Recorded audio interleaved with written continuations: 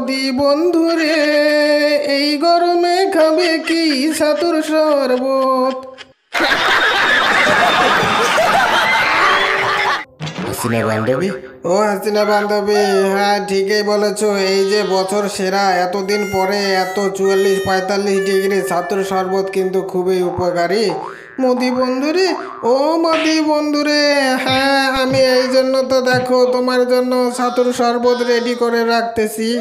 হাসিনা বান্ধবী, ও হাসিনা বান্ধবী, হ্যাঁ কি বলবো, এই গরমে ভোট প্রচার করতেছে। এই ভোট প্রচারে যদি তুমি টাইম টু টাইম ছাতুর শরবত করে দিতে তাহলে খুবই ভালো হতো। মোদি বন্ধুরে, ও মোদি বন্ধুরে, সে তো ভালো হতো, কিন্তু কি করব, আমারও তো দেশ চালাতে হবে, তাই না বলো? আমি কি আর ছেড়ে যেতে পারি? হাসিনা বান্ধবী, ও হাসিনা বান্ধবী, যদি ছেড়ে ছুড়ে চলে আসতে তাহলে এই যে যদি টাইম টু টাইম যদি ছাতুর শরবত করে দিতে পারতে তাহলে আমার কিন্তু আরও 2টো সিট বেড়ে যেত।